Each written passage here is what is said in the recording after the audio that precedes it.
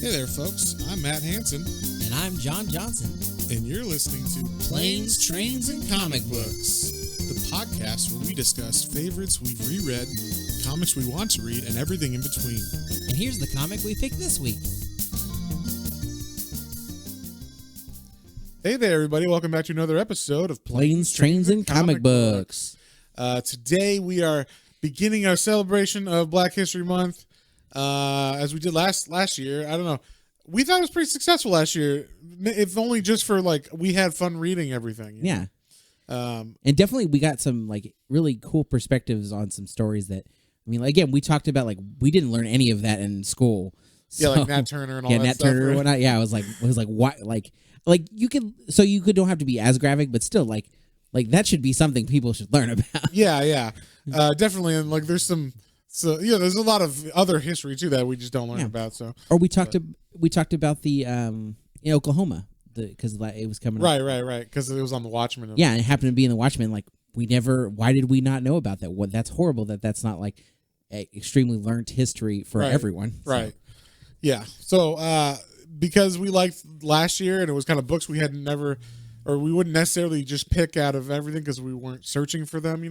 We decided to do it again this year. We picked a couple other books that I haven't really heard of before and wouldn't necessarily pick out of the hat. The first one we're going to do is one we probably would have got to eventually, but the other ones I would not. I didn't even know some of the characters and whatnot. So it's going to be interesting. Also, I believe me and you single-handedly got Milestone Comics back in print. That's right. Because last year we had to read them illegally or whatever on the internet.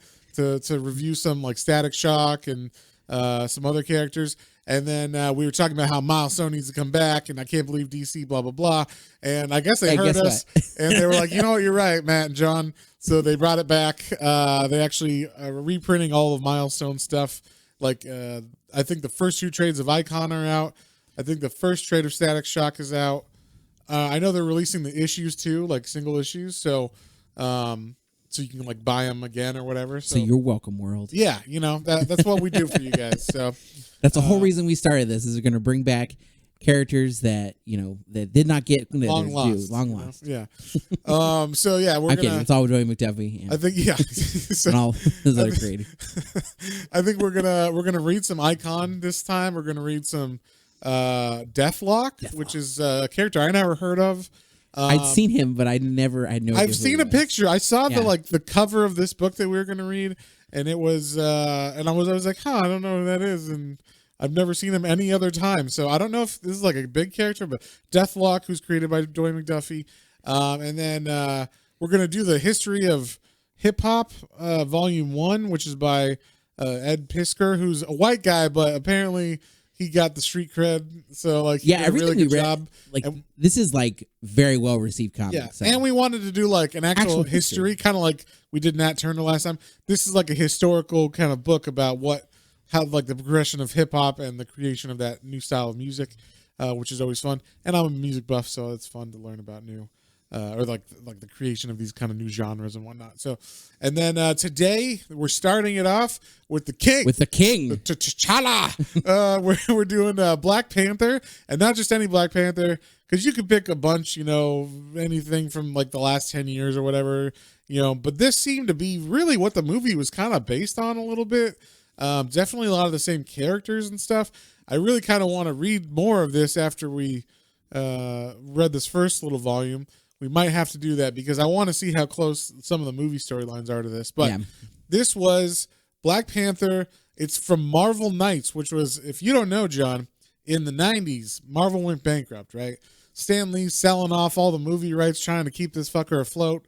Just please give us money. You can have Fantastic Four. You can have. That's how Sony got this, and Universal got that, and everybody. Everybody. So he fucked everything up for the Marvel universe. Later, he didn't know that, but Stan Lee while he was in every movie, messed up the Marvel universe because he didn't keep the rights to all of them under one tent or whatever. But Marvel had to buy all that shit back. Eventually, it all. That's okay. I think. Long story short, we can say it was all for the better good because it's just. Well, if Marvel went bankrupt, we wouldn't have any of it, right? Yeah. So I guess he did do the right thing, but so Marvel's going bankrupt, and when they were they're going bankrupt, and comics are kind of like flailing, right? So this guy named Joe Quesada and this other dude named Jimmy Palmiotti were like, "Hey, Stan Lee, I got an offer for you. What if we take 6 of your books that are like the worst selling books or whatever, and we like do our own thing with them, and then like you don't even like worry about it. Like we promise we're gonna do our own thing, and we believe this will bring it out." And he's like, "Well, fuck it, like might as well. What else we're gonna do?" And that was called Marvel Knights. So it was like with a K, like Knights. And so I think there were 6. It might have been more, but originally I think there were 6. And this was one of the like relaunches, and it was Black Panther by Christopher Priest, who is in fact a priest or father of some kind, as far as religious person. Was he a pastor? I don't know. He's a pastor of some kind. But he is one of the actual guys that like he was actually part of the Milestone crew originally, and then like him and McDuffie had like a falling out or something. So he like, I don't know how much of a falling out, but he was just like, I'm not gonna write anything anymore for that. But he started writing for Marvel right after that. So that's where we get this. This is him like revamping the character, making it cool again. This is the same time that we got like Kevin Smith wrote Daredevil, and then so that was like a new thing to have someone who's not a real comic creator come in, but he loves comics, so he's writing. And then you have like what was that? I think there was like a weird Punisher where like he was the Angel of Death or some shit. That one didn't sell well. That one wasn't a big hit. But some of these other ones were like so big they brought Marvel out of the spiral. Okay. And so then we were able to have like Bendis write Daredevil after Kevin Smith, and it fucking did gangbusters and stuff. So then you get the nice 2000s of Marvel, like the big, upswing. So the big comic book triumph or whatever, the decade. So so like this was one of those books, and they just started releasing like these complete collections, like these giant versions of them. So pick them up. We got the digital one on Comixology, but this was like a really solid book. Oh yeah. The first, especially the first volume we read, I had a lot of fun. The only thing that was kind of weird, the storytelling was very 90s as far as hopping all over the place. Yeah, and just like hopping like he even references, he's like, "You Tarantino motherfucker," like what's going on, like because he is obviously inspired by how the story was in like Pulp Fiction, and it's not linear, so he's like, "I'm gonna start that like that." So we basically started like towards the end of the story with this, and the first issue. I should say it's by, like we said, Christopher Priest is the writer, but I think his name is Mark Teixeira. Mark Teixeira. Mark Teixeira is the artist, and you had a problem with the art at the beginning. I like Mark Teixeira.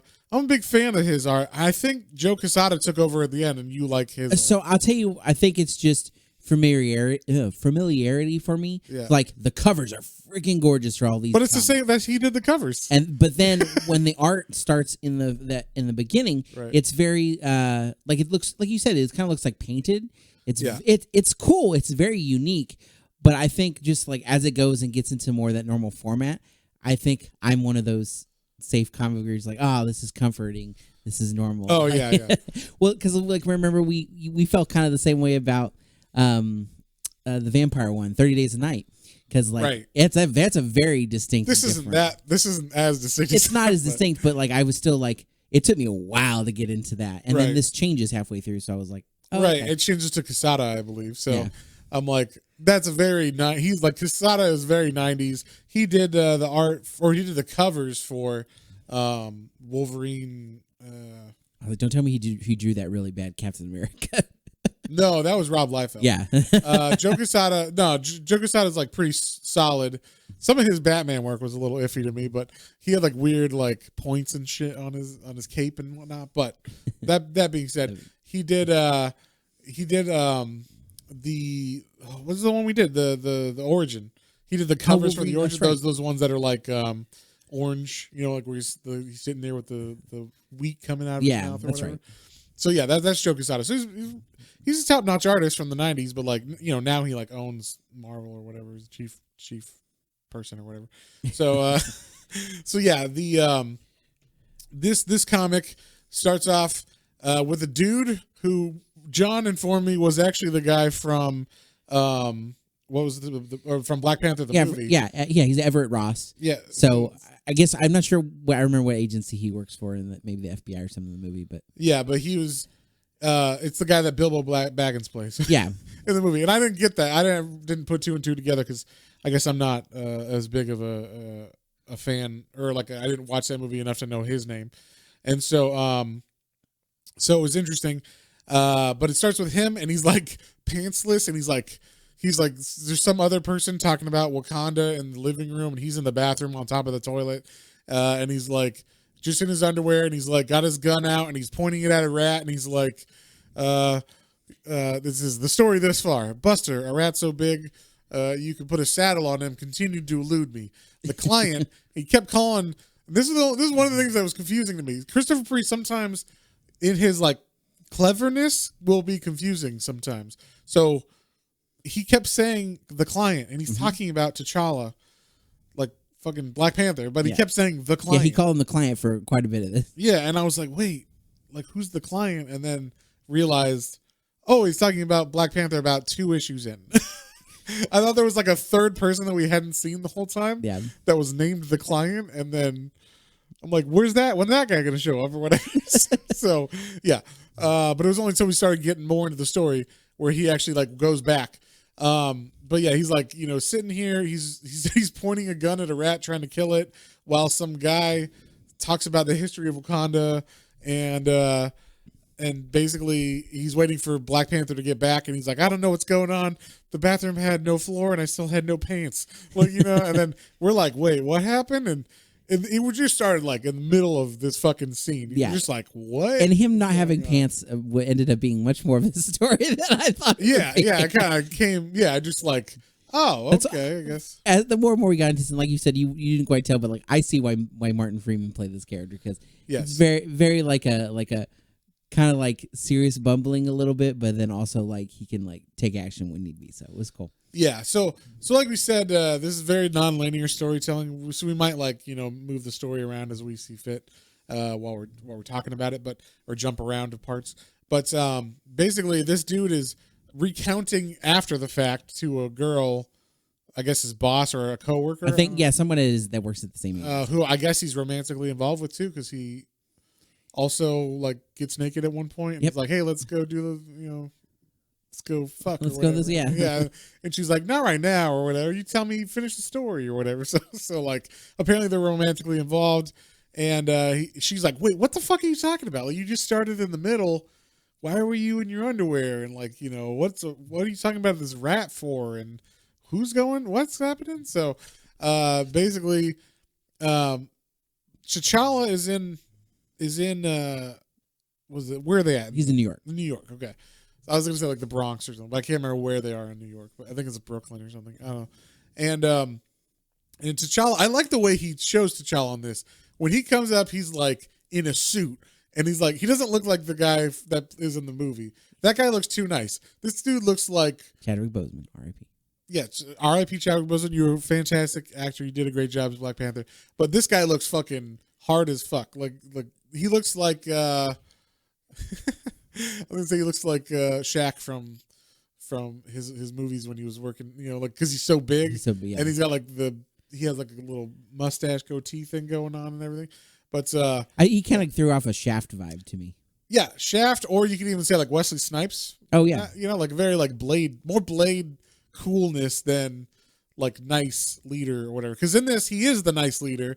He's supposed to be like not opposite of his dad, but a better version of his dad. Very much so, yeah. And so where his dad would like have Secret Service people kill people to save the kingdom, he's like, we can't do that. We can't have Shadow. And I'm like, wow, like people in Washington should read Black Panther. Yeah. But like, how can we have Shadow Shadow governments killing people even though it's for the good of the country or whatever, But I 100% agree with you. The look and feel of T'Challa in this is He's badass. It's badass because he just this aura and presence that he presents, just being like cool, calm, and collected in this suit. But then, like when he needs to like have a little, like when he has to be badass, it just like whips out. Also, real quick. like he's in a suit, like a tie suit, you know, like a business suit, and then when he goes into Black Panther, he just turns black for a second. Like his whole like aura becomes black, and then all of a sudden he's in the suit. That's true. That's fucking cool. That was one of my favorite panels. Is that first time that happened? I was like, oh man, that's cool. Like he doesn't put it on, like it's already on, or it just mystically comes on to him somehow. It's very, very cool. Very cool idea. You can definitely see why this sold, and like why it brought, you know, why people were into it. Kind of thing. And why it lasted. I think it lasted for like 40 issues or something. His run went pretty far. So that's why we picked this too, because I've read some Christopher Priest. I was reading his Vampirella run for a while. That's going on right now. Vampirella's not my favorite character, so I was like having trouble carrying as much, but so I kind of dropped it. But like, you know, he was kind of trying to bring that back into some prominence.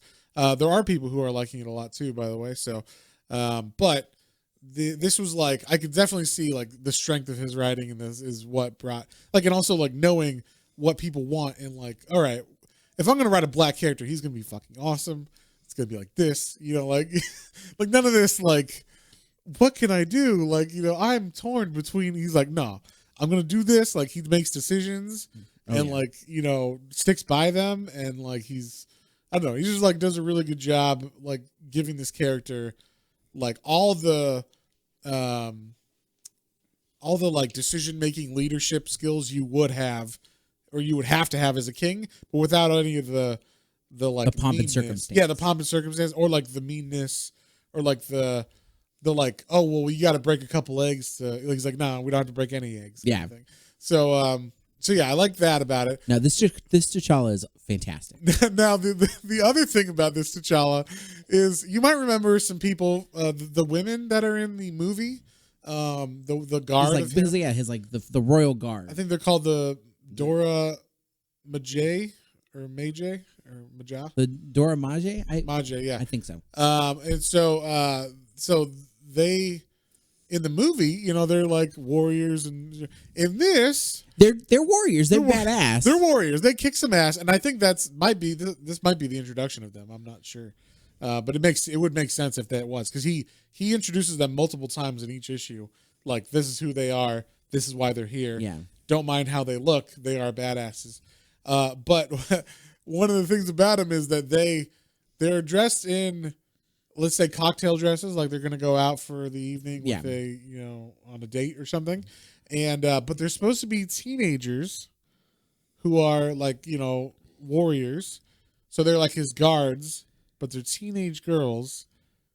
And they could also possibly be future queens. It says they're like queens in waiting or whatever, or like, you know, wives in waiting for the king. Yeah, not saying that they are all his wives. It's not concubines or anything like. Yeah, but yeah, like if there's one that is like truly great, then maybe she will be a queen one day. That's the way they kind of perceived it. Yeah. So it's definitely like the way that they this would be problematic now. Is definitely would be like, I'm like, yeah, I see why like that isn't exactly how you would move that forward. Yeah.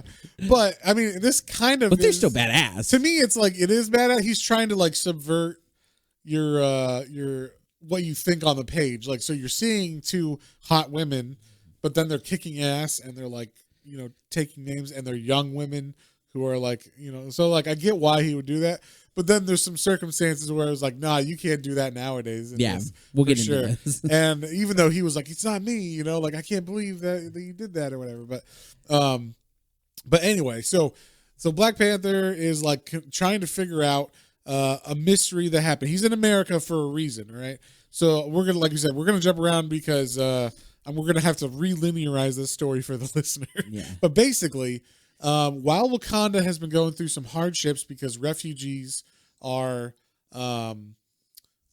like trying to, like, they're like, he's trying to help refugees that are on the borders of Wakanda, and Wakandans are not happy that they're bringing in these refugees who are also fighting. Yeah. Also, there's some infighting in Wakanda because you have some of the tribes people and then some of these like city dwelling people. Yeah. Apparently, there's like a left, like a there's just like in America where there's the city folk and then there's the country folk, and then they don't like each other. Yeah. And then also you have so the refugees come in, and then these refugees don't like those refugees, and then both refugees don't like Wakanda, and then, so there's like a lot of infighting, and it's just not a good time for Wakanda right now.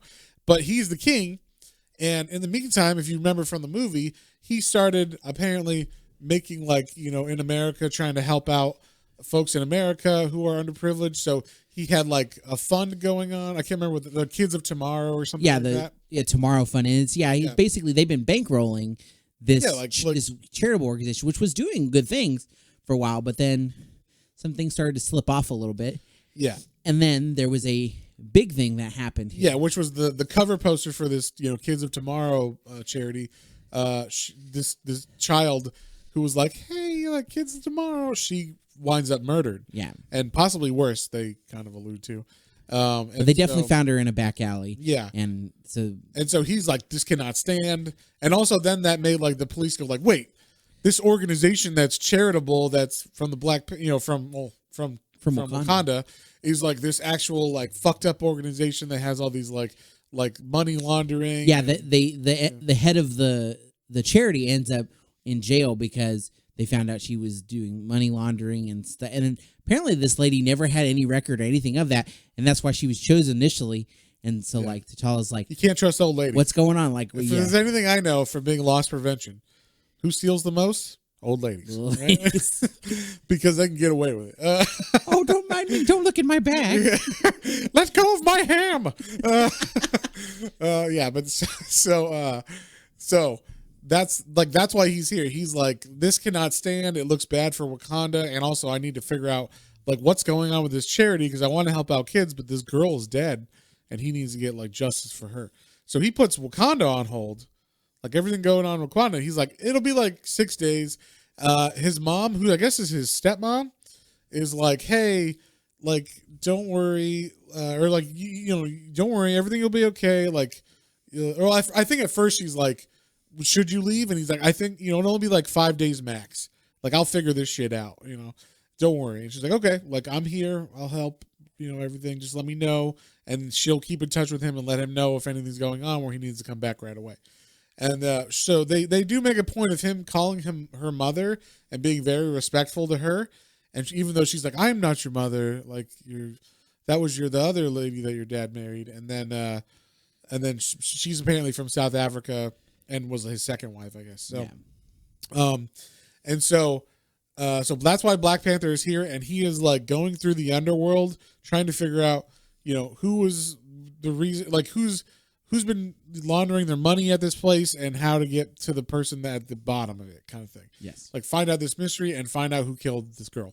So he's going around doing that and talking to like all these, I guess, Hispanic gang people. Yeah. And I thought this was cool. He's like, he sees a guy and he's like, hey, tell me about this. And they're like, who the fuck are you? Like you can't do shit to us. What are these bimbos gonna do something? Because the girls are standing on either side of him, and he's like, I like his thing where he's like, it just says like, it seems like everybody knows him, so they're always like, hey, kitty cat. They just think he's like a dude in a suit with no powers or anything. I don't know why they don't think he has powers because the suit definitely gives him, and he has like the herb that he took. Yeah, they definitely know he's an Avenger, but maybe they don't know that whole backstory. Yeah, so they're like, hey, kitty cat, what are you going to do? Like, paw us to death or some shit?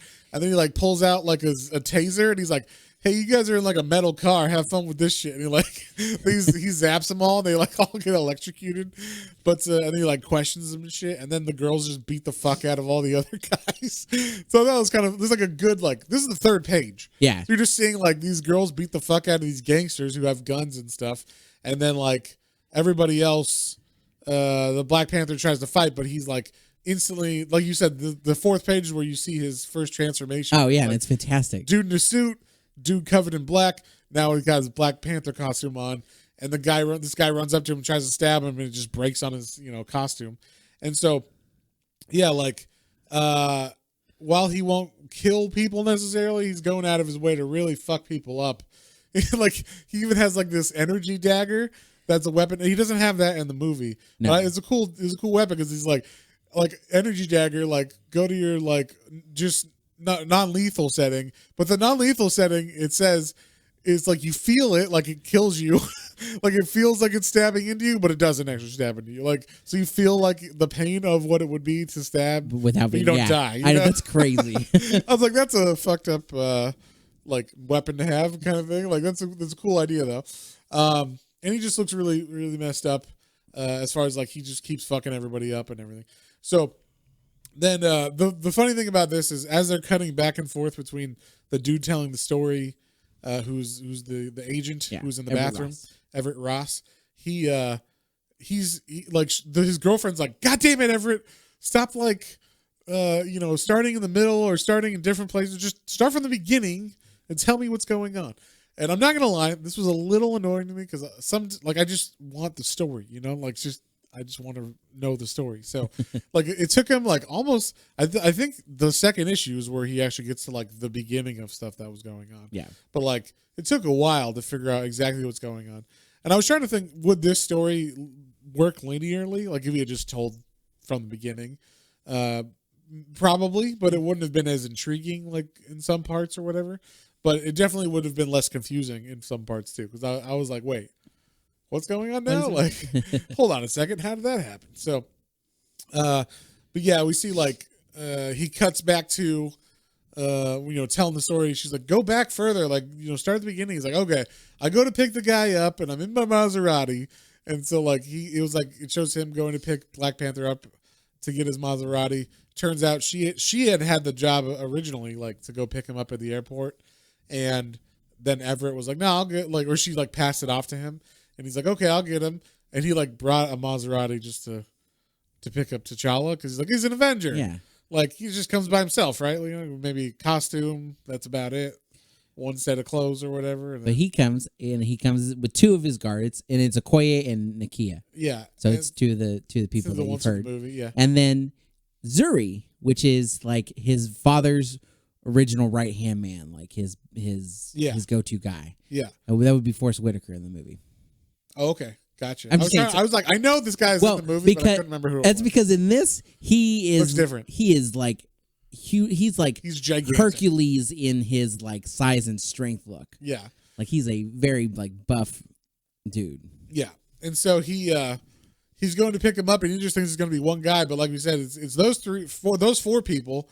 And then a whole other entourage. He's like, oh shit. And so he's got to figure out a place for them. And then they all want to stay in the inner city. They want to stay in like a tenement house or whatever, or like what are the projects. Yeah. So instead of staying at like a nice, hotel or whatever, like you would think a dignitary from another country would do, he's like, no, I want to stay at these projects. And so that's where we learn. He like breaks down some of the stuff that was going on in Wakanda, what's going on, why he left Wakanda, because we see like, oh, there's a newspaper with the clipping of the girl, and like we find out what happened with that. And then the first issue ends like with like a what the fuck with Everett, he's in the apartment, he's in his underwear. There's what's this guy's name? Zuri is talking about the history of Wakanda. I think he's like drunk or he's kind of going in and out of sleepy. I guess sleepy or something. And then like there's a knock on the door and he answers it and it's Mephisto. But I didn't say Mephisto ever. It just until way later. So like he just says he calls him Satan. So I was like, I think it's Mephisto because the look on his look is like Mephisto, but his face looks different than Mephisto normally does. Yeah, that was the only thing. Like I was like, because I was like, okay, he looks and seems like Mephisto, but his head is kind of more lion-esque. Yeah, it looks more demonish. Yeah. So, and I thought this was funny. He answers the door, sees Mephisto, closes the door, and goes like, "Hey, I think it's for you." But yeah. So then like Mephisto ends up just sitting on a couch with him, like waiting for Black Panther to return. He like has like a throne. Oh yeah, he makes his own. Yeah, he makes his own throne. I'll get my own chair. Yeah, don't worry about it. I got it. So yeah, like then like they're just waiting for. This little back and forth was actually quite funny. Yeah, like Mephisto's sitting there and he's like, so how's hell going or whatever, like he's trying to like, how's the weather down there or whatever, and he's like, what happened to your pants or whatever. He's like, oh, someone stole my pants. And then like he's like, here you go, I'll make you some new pants. And he's like, cool pants. And he's like, wait, did I just sell my soul for pants? and he keeps trying to take them off, and then they're still on. Yeah. Every time he pulls the pants down, there's another pants underneath it. So like Mephisto did like some weird spell or whatever. Yeah, he like messes with his mind. He's like, oh, I bet you hate when you miss pants. Like, and then he puts them in his head in all these situations, like not having pants, and like that dream everybody has, like I'm at school and I don't have pants on. Yeah, and that's the other thing. Once Mephisto comes in, there's some confusing things that like it'll just start a dream sequence without like any like background or cut to Mephisto or anything. A dream sequence will just start where all of a sudden something that's very uncharacteristic is going on, or Everett is like. Is Everett, right? Yeah. Everett is like a little kid in a school or whatever, and he's like getting called fat by his grandma and stuff or whatever, and it's like, what's going on? And then like, oh, that was like Mephisto, like putting him in a vision or whatever, and then like so it's like a weird. Sometimes those started, and I was like, wait, what's going on? But basically the story is just. Black Panther going from like person to person to person, tracking down all these like drug dealers and everything, going through trying to like find out who the main bad guy was that killed this girl, and also what's been going on with this charity. One of the people that comes up, there's a cop who I was like, is this really a cop? There's a cop. It made me think of Mel Gibson in like the Lethal Weapon. But his name is Sergeant Torque. And he just carries a shotgun everywhere. And he always has his finger on the trigger, which is very unsafe.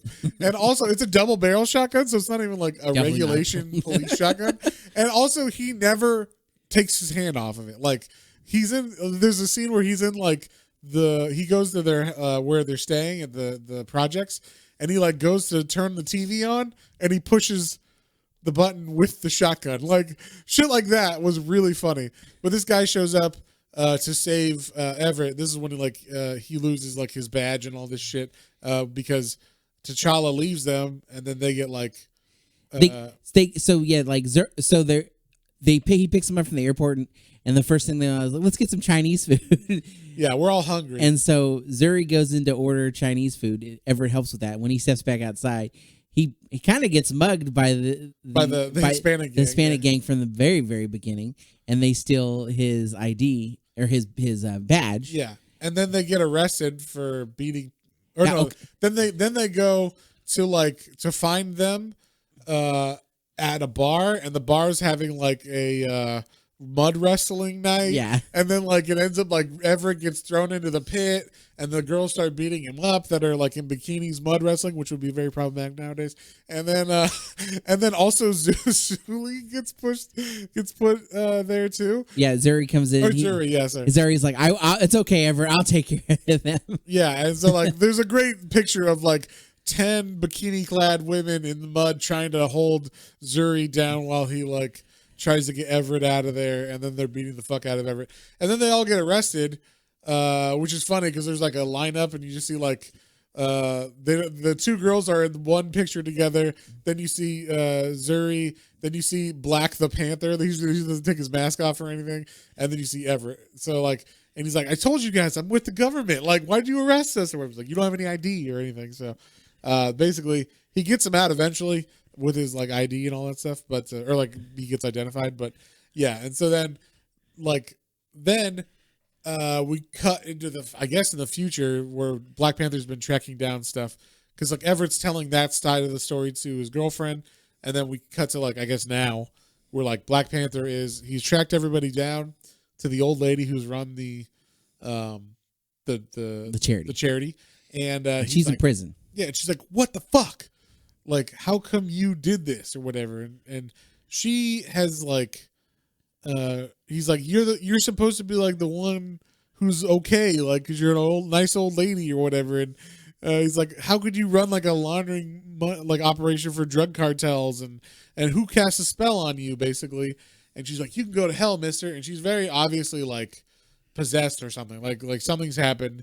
We don't fully know. And then I was like. That's one of the I think either Okoye or Nakia is I guess they stuck into the prison. A guard comes in and just punches and then like puts a baton to her neck. Yeah, starts beating. But she's a very voluptuous guard. Say that. Oh yeah, no, because he looked like it looks like Black Panther's gonna do something, and then he's like, basically, hey, come in, and then she comes and roughs her up. Yeah. And so he's not gonna lay a hand on her. Yeah, he won't lay a hand on her. He can't hit a woman, or an old lady especially. But she will. She beat the fuck out of him. And so then that like then it says like, oh, like let's introduce a new character. And so like now we come back to Everett, and he's telling his girlfriend this part of the story, which we didn't know yet, which was there's this dude named what's it, Akumbi or Achumbi?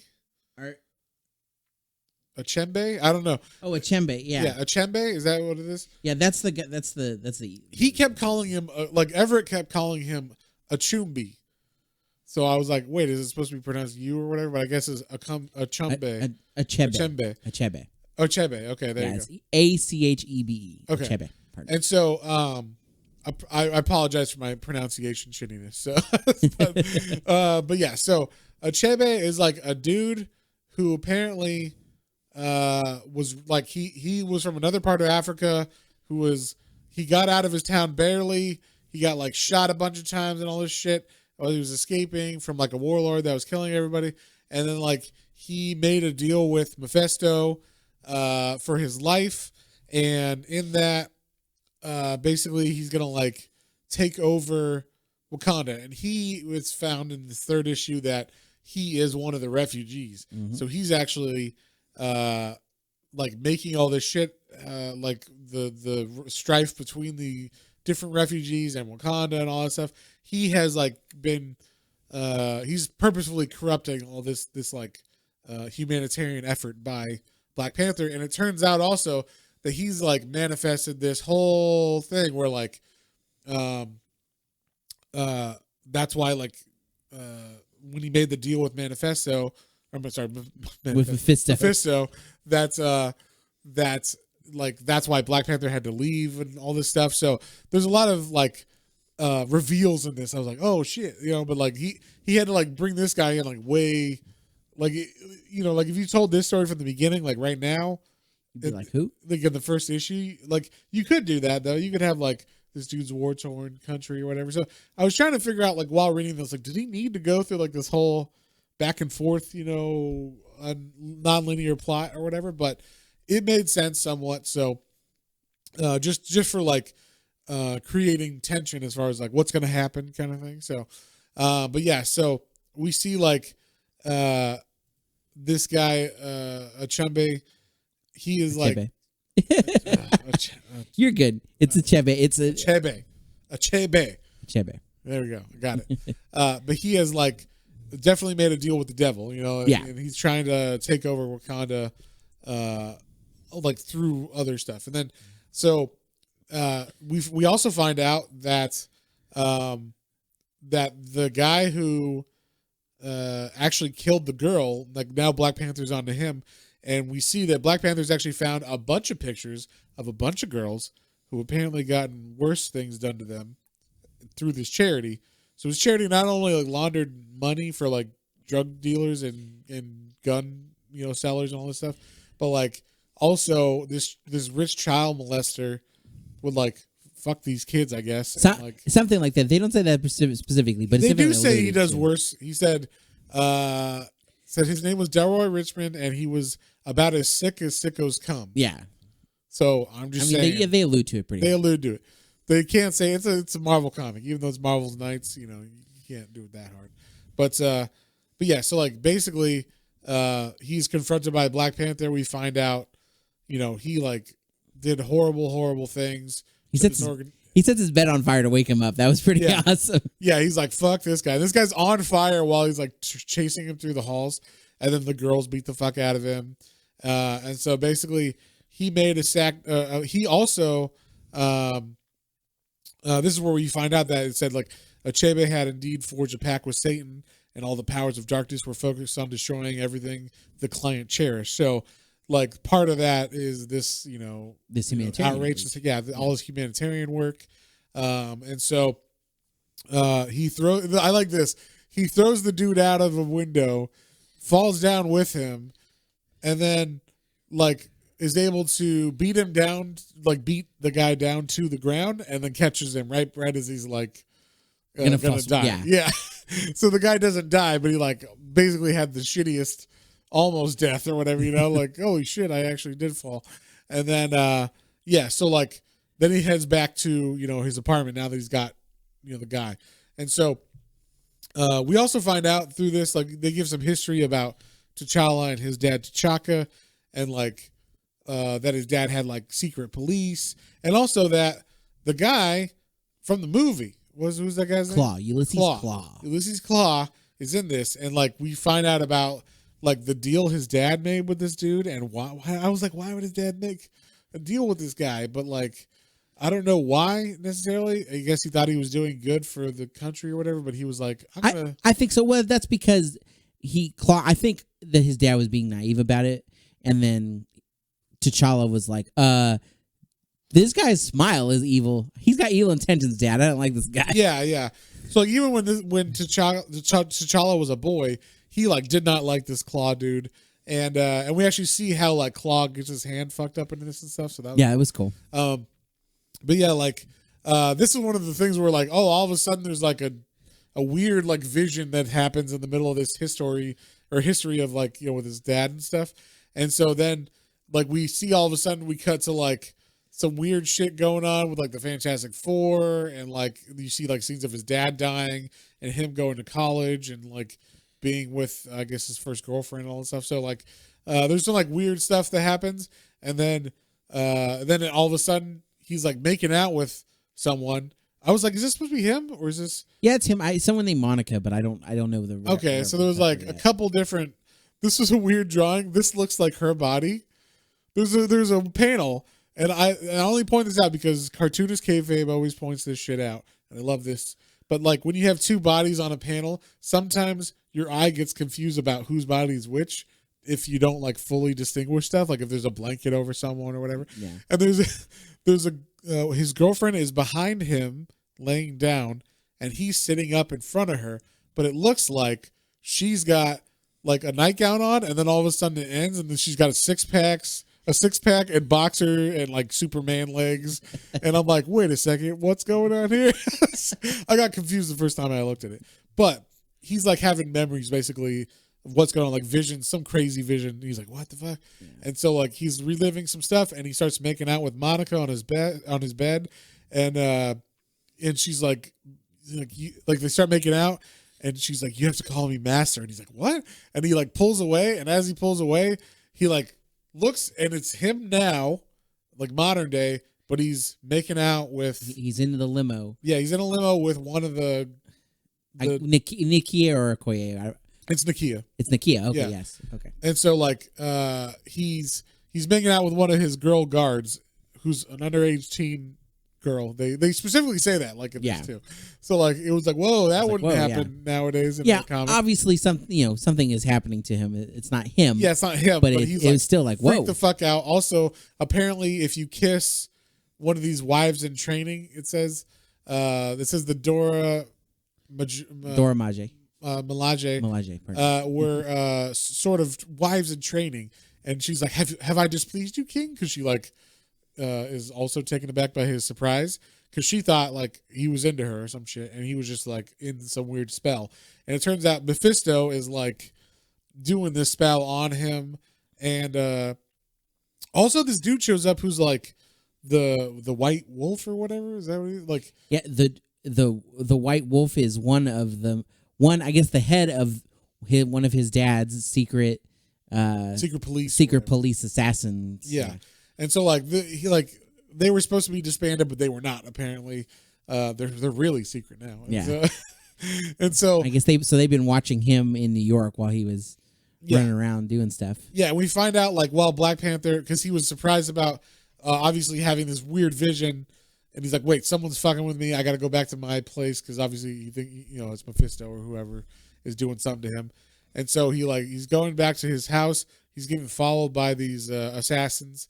And then also on the TV, we see basically the Achebe. I'm going to get it. Right? Achebe has like made himself and also like he's now like a really well respected leader of like uniting forces in Wakanda. So he's been working while in like the 3 days, I guess, while he's like, T'Challa's been gone. We shouldn't be fighting. We should refugees and all the citizens of Wakanda. We should all work together. He's on TV and he brings up a dog. He's like, look at the dog I found. Isn't that cute? Like he's trying everything. He's like pulling out all the stops to get all the popularity votes. Yep. Yeah, so he's trying to become like a politician basically, and we should say he actually does take over like the throne in kind of like a not like a real way. Like he's not king, but he's like well, let's say he's prime minister or whatever. Like he's not elected or steward. Yeah. He's kind of like like where Wormtongue is talking to like the king and Rohan or whatever, and then like I can't remember his name right now, but like in Rohan there's the king and that guy's talking to him and whatever that guy says the king does. So it's kind of like that where like somehow he's kind of taken power just by populism. Yeah, which still relevant. That happens. Sometimes that can happen, apparently, and even in in modern times. Even in modern times. So even in non-kingdoms, non-monarchies. So I would say that probably doesn't happen as much in monarchies because you can rule with an iron fist if you want, right? But yeah. So like Black Panther's getting tracked down by these assassins as he's trying to get home, and he sees like he's fighting them, and then he sees like the guy says, "Oh, I'm the White Wolf of Wakanda. Like I came here, and you need me to take down this fucker."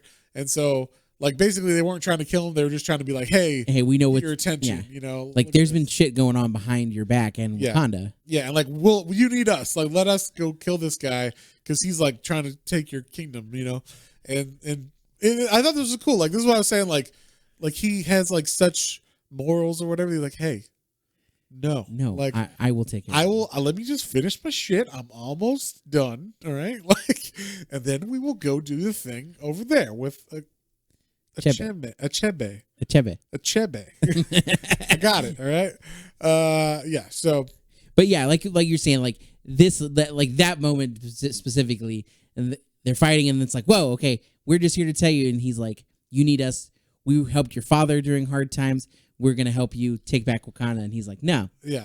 None of this secretive stuff. Yeah. I will take care of it in like another day or two. Yeah. And then so like it was funny because they after he like threw that dude, the child molester guy off the roof, they just threw him in a trunk. So you're like, oh, he's still in his car this whole time. And then they actually just took him to the cop's house. And this is where you see him like turn the TV on with the shotgun. With the shotgun or whatever. There's like a panel I saw where I was like, what the fuck? He like pushes the TV with a panel. But then we come back to the apartment and Everett Everett is still sitting there pulling off multiple layers of pants. Yeah, there's literally like 100 pairs of jeans on his. Yeah, and he just can't get he's like, fine, I guess I'll take these stupid fucking pants. And then like then Mephisto makes him have a bunch of like dreams or whatever as well, like or like simulations where like I said, like his grandma's like, you're a piece of shit, and like you fat fucker or whatever, and like go do the dishes and go pick up the dog poop and all this stuff.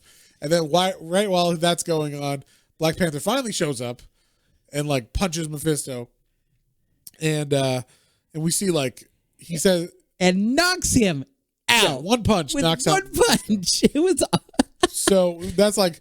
We see like, oh, like Mephisto, and apparently they even say this, is like depowered because he's been away from his realm for so long while he's been waiting. Yeah. And then like he's not fully depowered, but then it allows Black Panther to reach inside his chest and rip out his heart, which I thought was funny. He puts it in a pickle jar, and then like Zuri's like, hungry later. He's hungry later, and he wakes up. He's like, "Oh, Chinese," and he like starts eating the heart. I was like, "Oh my god!" Like he's eating a demon's heart. So I thought that was funny. But yeah, then like Mephisto like takes them to hell, which I thought was interesting. Like I didn't see that coming, but like just magically they just appear in hell. He's got to get a little bit of a power advantage over them. Yeah, true. Like he's too underpowered, so. He pulls them down to hell to like fuck with Black Panther a little more, and basically this is cool. I really like this part. Yeah, we see like this is where we kind of find out exactly what's been going on, like where he made a deal with the devil, and this is where you find out where the rat came from because the rat was from hell. Yeah, it's one of the the rats from hell, and what's their name, Buster or whatever. Like, yeah, Buster. It's like they're all named Buster, and like and like Everett's just standing there, and like at the gates of hell, like outside the gates of hell, and Black Panther's like, you just wait here, you'll be fine, don't worry about it. I gotta go like kill Mephisto inside the gates or whatever, and so he goes to kill Mephisto or like take on Mephisto, and oh, there's that. I'll show John the panel of the shotgun pushing the button. Yeah. But yeah, it's like so they like Everett's waiting out there. He's got the rats to deal with. He's also going through his own hallucinations and stuff while he's out there. And like Black Panther's going to fight Mephisto. And basically they end up making a deal. And the deal is, what was the deal? It was like, if you give me Wakanda back and everything, you can have my soul. And then, but what Mephisto doesn't know is that his soul is part of the Panther God. It is like, bound lineage. so it is bound to every soul that has ever been the king of Wakanda. Yeah, and every Black Panther ever. Yes. So like kings for hundreds of generations. So like Mephisto, unknowingly, he's like, fine, yes, let's take your soul or whatever. And then he goes and like all of a sudden, I like this. You see Mephisto and they're in hell. So they're in like Mephisto's realm. Yeah. And then all of a sudden he's like, wait, where the fuck am I?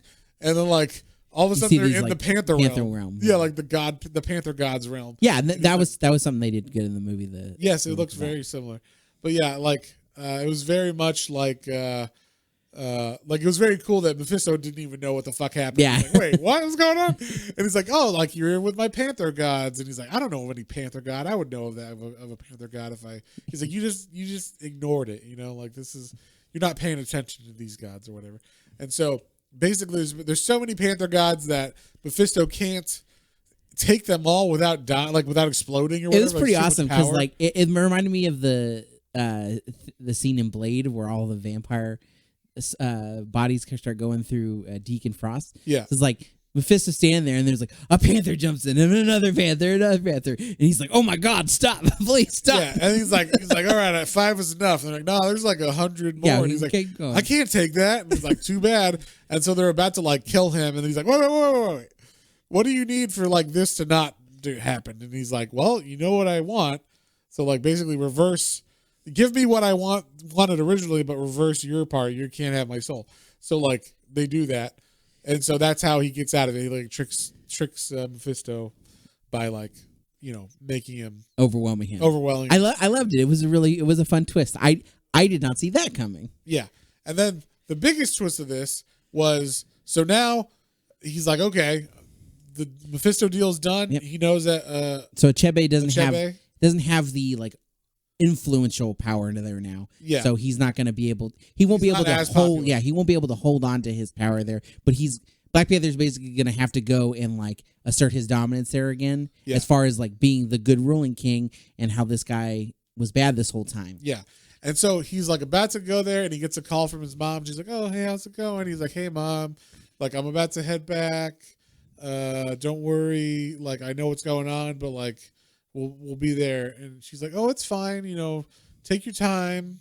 No worries. Like I'll let you know if it gets really bad or whatever. And then he's like, thanks, mom. You're the best. And then he hangs up, and then she goes, or like, then like you see a hand reach out, and the guy says problems, and you see it's Achebe. God damn it! I know Achebe, and she's like, no, everything's going exactly to plan, and like this will be easy.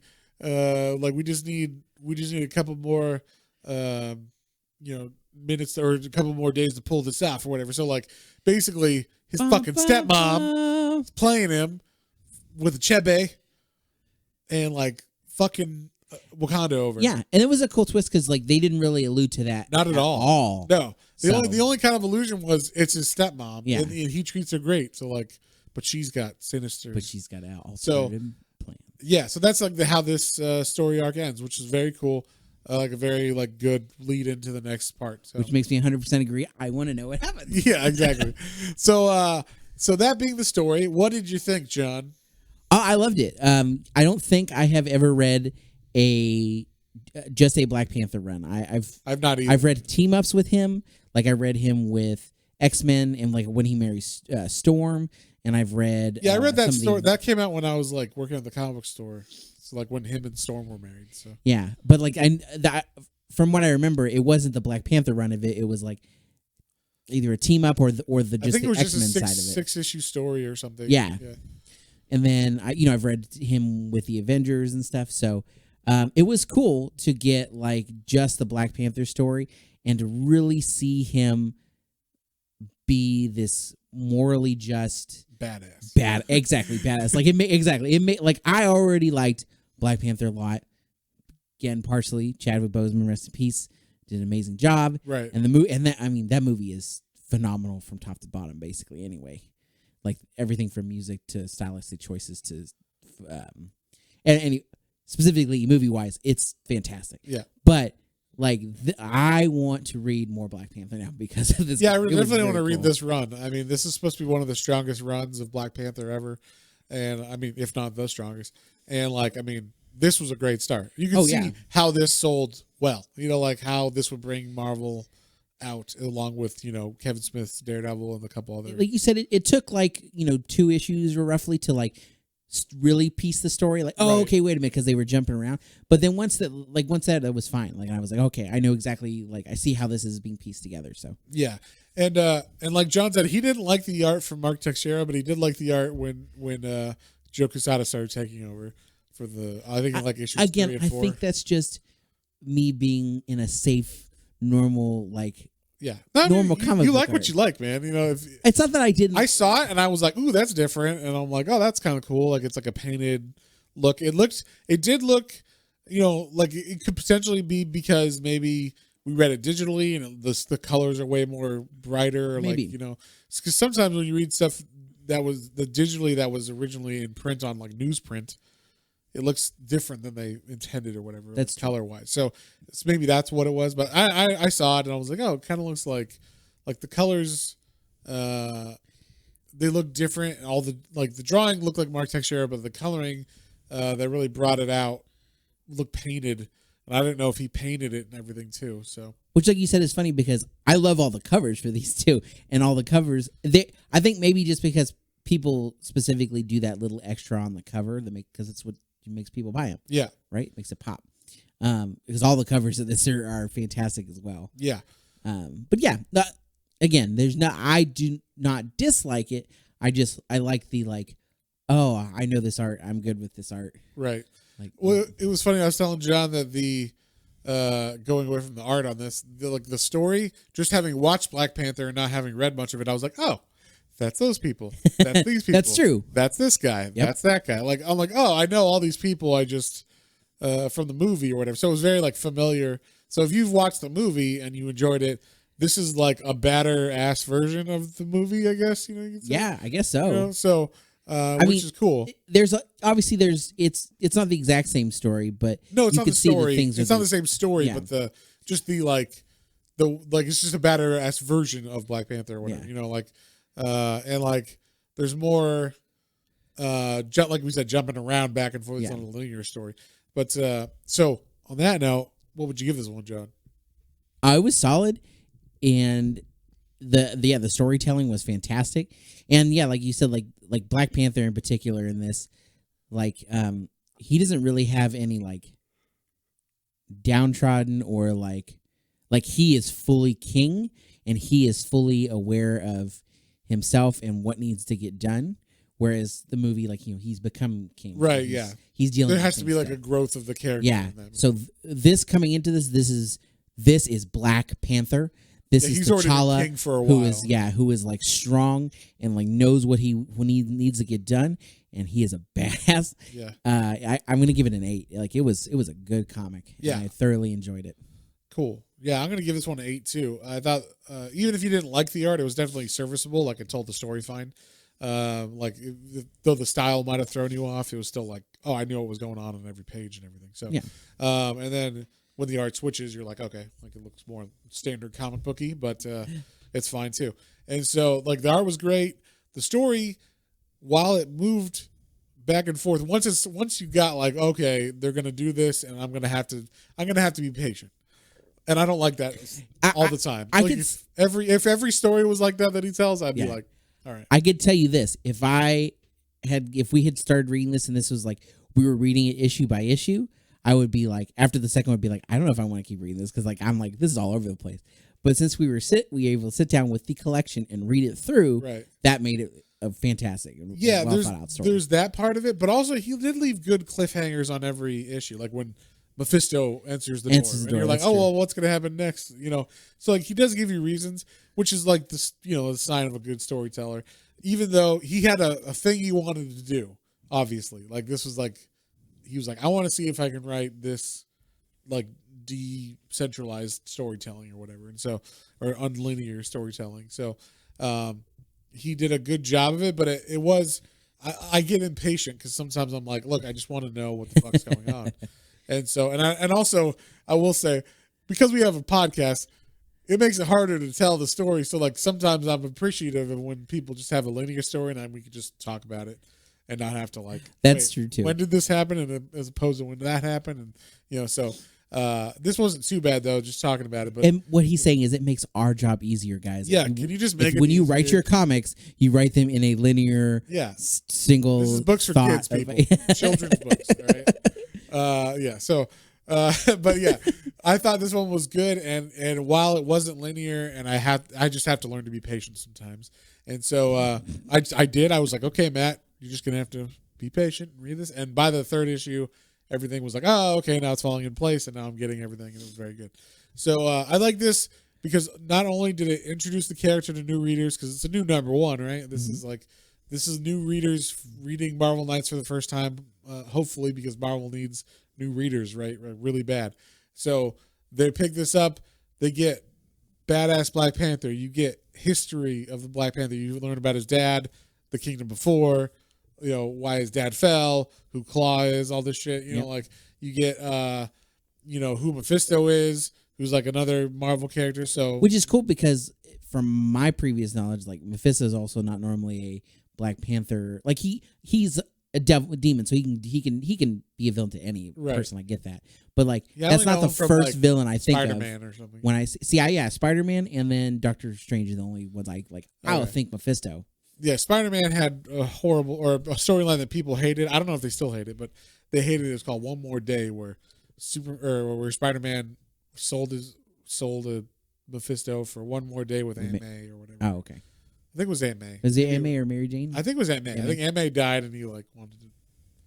Maybe it was Mary Jane. I don't fucking know. I can't remember. Whatever. It might have been Mary Jane or whoever. No, Mary Jane doesn't die. It might have. I don't fucking know. I can't remember. But basically, he's doing that because he's hating on Spider-Man again. Yeah, I don't like Spider-Man. So fuck that storyline. But I think everybody else hated that storyline too. But yeah, so that's the only like thing I knew Mephisto from, because that came out when I was at the comic book store and I remember everybody hating it. But it was cool to see like this, like a character I would not have again put in as a villain for Black Panther. It was a cool dynamic. It was a good villain too. And I like how he tricked him. Make him, you know, he can like fuck with his head because you can put him in like dimensions or you know other like he could make him do those like weird fantasies or like what is it, like flashbacks or whatever that he was doing. So yeah, it was good. So next week I think we're gonna do Deathlock with Dwayne McDuffie. Heck yeah. Writing it, and Dennis Cowan doing some of the art, and another dude was it Geis. I think his last name is Geis. Can't remember his first name right now, but Geis doing art on it as well. So like they split the issues. So Dennis Cowan being one of the other creators of Milestone, he also did the art for the Question run in the 80s. So awesome. Fucking awesome artist. And yeah, good stuff. I've never read that. You've never read that. No, I'm looking forward to it. I've only thing I know about Deathlock is like what he physically looks like. I can, just that one cover that we exactly. I can put the picture to his face and be like, oh yeah, he's like a weird zombie cyborg looking dude. Okay. Yeah. So that's what we're reading next week. If you guys want to follow it or read it with us, and then or just have us spoil the fuck out of it for you. And on that note, if you guys have any comments, questions, or suggestions, you can email us at planes, trains, and comic books, all one word, at gmail.com. And don't forget about our Twitter our Instagram and our YouTube channel for exclusive content. We got some cool stuff coming up. Matt started a new series on there, so make sure to check that out. We got some unboxings coming up. And don't forget to check out our previous Black History Month comics. We're going to push them all out again so you guys can reach out to them. They're all great issues. They're all definitely things you should look into and pick up. Yeah, I think they're like the issues in the 20s or something. Yeah. So, but we'll re-throw them up so you guys can see them too. Yeah. All right, then we'll see you guys on the next one. Bye. Well, folks, hope you enjoyed that episode. If you did and you'd like to follow us on social media, our Facebook is Planes, Trains, and Comic Books, and our Instagram is @Planes, Trains, and Comic Books, all one word. And be sure to like, share, and subscribe for more recommendations to add to your weekly pull list. Thanks for listening, and we'll see you next time.